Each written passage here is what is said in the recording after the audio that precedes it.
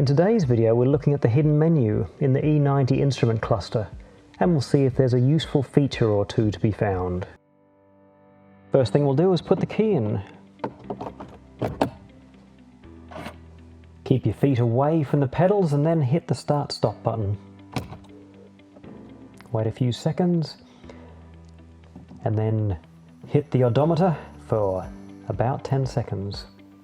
And 1, and 2, and 3, and 4, and 5, and 6, and 7, and 8, and 9, and 10. That'll give us the last 5 digits of our chassis number, our vehicle identification number. Add them together. 4 and 7 is 11, and 8 is 19, and 2 is 21. That's the number to remember. That's our unlock code. It'll be different for your car, of course. Okay, we've got our chassis number. From here, press and hold for a couple of seconds. When it changes, we can scroll through to number 19, which is our unlock menu. Don't go too fast, you don't want to overshoot. 19, okay, lock is on, and now we can scroll through to our secret code, which for this car is 21. And lock is now off. Now we can go through everything.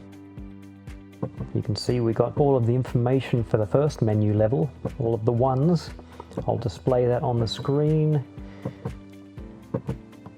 right now.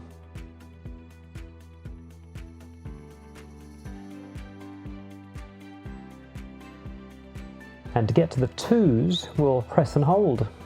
And 1 and 2. And we can go to 2. And up comes the level 2 options.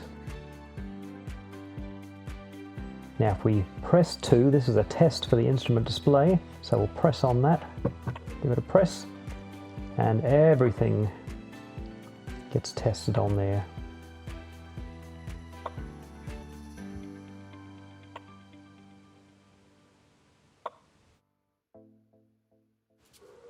Okay, press and hold, and we can go to 3, and 3 is just the end of the test. So press and hold again,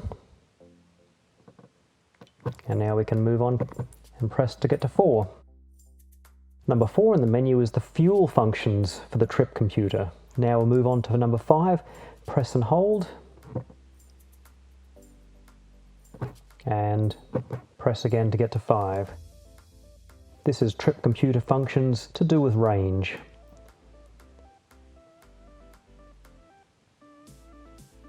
Once again, once we've finished looking at those, we can press and hold to get to number 6. And press again to move on. Number 6 is to do with the fuel tank, so we can go and have a look at the sensor outputs. That's the fuel status display. And if we go to O2, we can have a look at the raw output from each sensor. And then back to the main tank display, which is left, right, and sum. That's what the L, R, and S stand for. Okay, to move on to number 7, press and hold once again. And then a single press to move to 7. Number 7 is to do with temperature and revolutions per minute, RPM.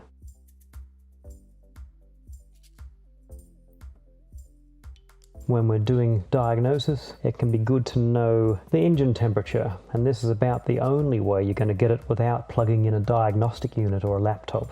The important one here is 7.00, which is just the current coolant temperature, the engine temperature. If we go through to 7.03, that gives us the current revolutions per minute of the engine in a digital format. Maybe that's useful for some of you. And now if we want to move on to the number 8, press and hold again. And then a single press. Number 8 is more trip computer functions, this time to do with speed, distance, and time.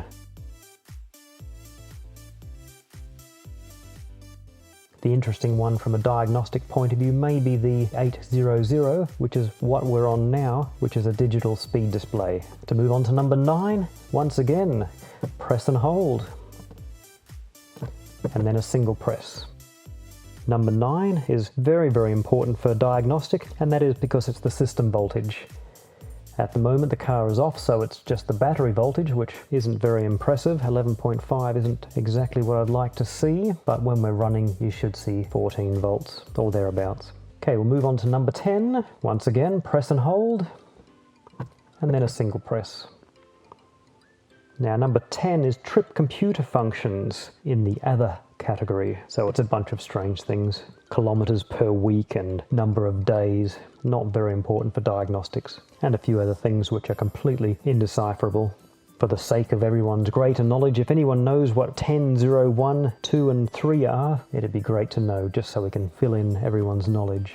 Because if we scroll to them, they don't make a lot of sense. Press and hold to get to number 11. And then a single press. Number 11 is measurement units.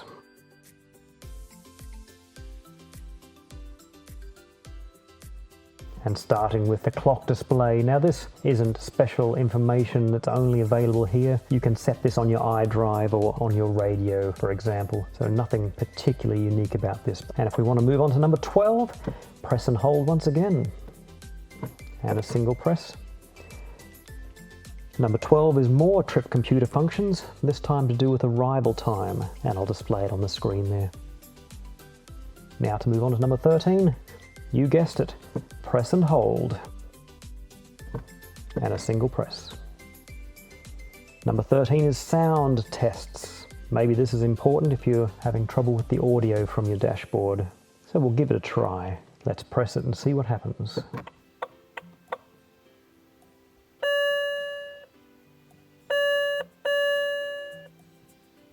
And there we go, might be important. Let's move on to 14. Press and hold. And then a single press, of course. Number 14 is error codes.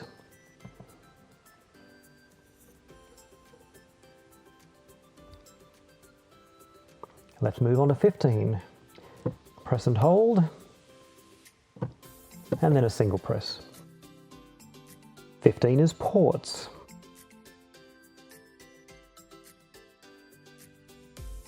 To move on to 16, once again, let's press and hold. And then a single press. Number 16 is all to do with display and light dimming, and I'll put it up on the screen there. Maybe it's important if you're trying to diagnose why your dashboard isn't dimming properly. To get to number 17, once again, press and hold. And then a single press. And this is display other functions. And I'll put that on the screen there.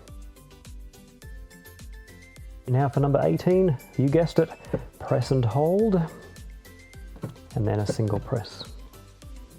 This is the CBS warning light check. So we'll run that with a single press.